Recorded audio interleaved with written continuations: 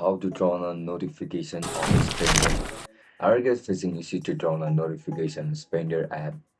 If that's so, then this video might help you out. Without further ado, let's dive into the video. To turn on notification on Spender app, first of all, open mobile setting on your device. After you open the setting, just head over to the app section.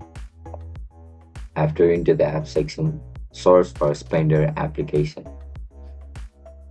After you search for Spender application, you'll be provided with multiple options over here. Just simply tap on notifications. After you click on notifications, you can see this option for turn on notification. Just simply toggle it.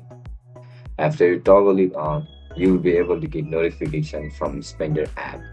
And that's it guys, that's how you're going to turn on notification from the Spender app. If you guys found this video helpful, don't forget to like, share and subscribe to our channel.